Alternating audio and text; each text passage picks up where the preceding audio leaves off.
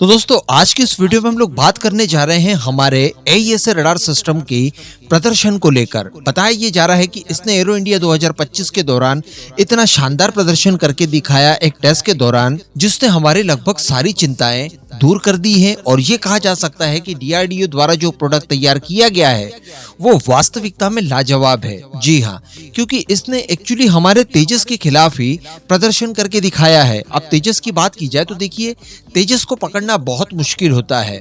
कारण है कि इसका साइज छोटा है, इसे इस तरह से डिजाइन किया गया है कि इसका RCS कम से कम रखा जाए। ऐसी परिस्थिति में अगर ये तेजस को पकड़ सकता है तो अन्य विमानों की तो आप छोड़ ही दीजिए। तो चलिए जानते हैं कि कौन सा नया कारनामा करके दिखाया है हमारे ईसा रडार सिस्टम ने।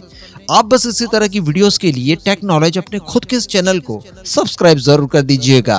तो दरअसल दोस्तों हुआ ये कि उत्तम ईसा रडार सिस्टम की टेस्टिंग के दौरान इसी एरो इंडिया के चलते तेजस मार्क 1 के खिलाफ की गई, जो हमारे पुराने तेजस हैं उनके अगेंस्ट।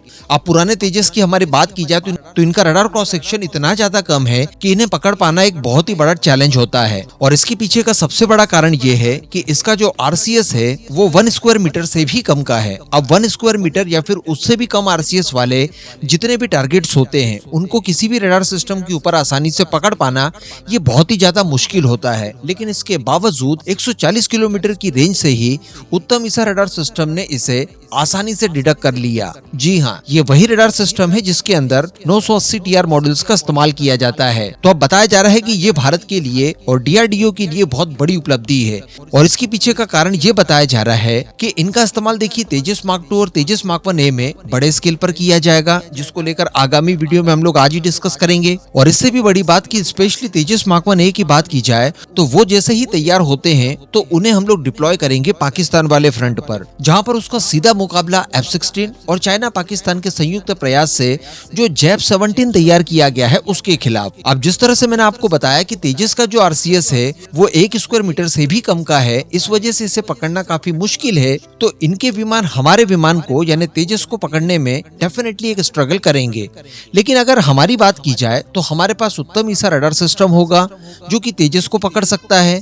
और अगर बात की जाए F-16 की या फिर JAP-17 की तो इनका जो RCS है वो तेजस से ज्यादा है। इन दोनों ही विमान यानी JAP-17 और F-16 का जो RCS है वो 1.25 स्क्वायर मीटर से लेकर 1.5 स्क्वायर मीटर तक भी पहुंच जाता है। तो बताया जा रहा है कि इन्हें पकड़ पाना तेजस के लिए और भी ज्यादा आसान होगा। जैसा अभी मैंने आपको बताया कि 140 किलोमीटर की रेंज से तेजस मार्क 1 को उत्तम ने आसानी से डिडक्ट कर लिया।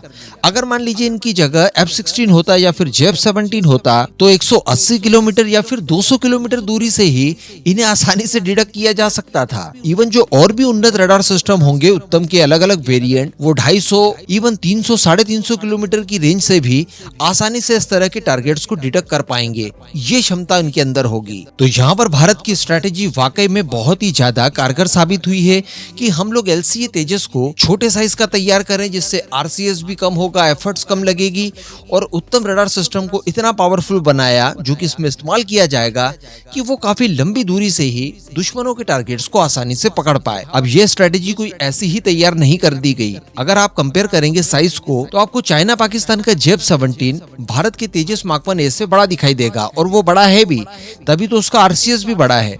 लेकिन इसके बावजूद जो तेजस की रेंज है या फिर तेजस की जो फ्यूल कैरिंग कैपेसिटी है वो JAP-17 जो कि तेजस से बड़ा है उससे अधिक है। तो छोटा पैकेज तो हम लोगों ने बनाया है, लेकिन धमाका ये बड़े पैकेज से भी ज्यादा करता है। ये क्वालिटी एडिशनली इसमें डाली गई है, यानी इसका इंटरनल डिजाइन भी कुछ इस तरह का तैयार किया गया है कि वो JAP-17 जो कि बड़ा साइज का विमान है उससे ज्यादा फ्यूल कैरी करके उससे ज्यादा रेंज दे पाए। तो खैर JAP-17 की तो कोई प्रॉब्लम थी ही नहीं, उससे तो हम लोग इजरायली रडार सिस्टम के चलते भी बड़ी आसानी से न्यूट्रलाइज करने की क्षमता रखते हैं। वो किसी भी परिस्थिति में तेजस के आगे खड़ा नहीं हो सकता, और ये चीज आने वाले समय में बहुत जल्दी साबित भी हो जाएगी। लेकिन F-16 डेफिनेटली एक बड़ा खतरा था भारत के लिए, जिसके खिलाफ तेजस वाकई में एक बड़ा कॉम्पिटिटर साबित होगा। और ये शायद इतने सारे कारण रहे थे जो कि जो बाइडेन के एडमिनिस्ट्रेशन द्वारा इसी तेजस मार्क 1A का रास्ता रोकने के लिए इंजन्स की डिलीवरी रुकवाई, क्योंकि ये F-16 को खा जाने वाला काम कर सकता है। इस पूरे मुद्दे पर अब आपका क्या मानना नीचे कमेंट करके जरूर बताइएगा।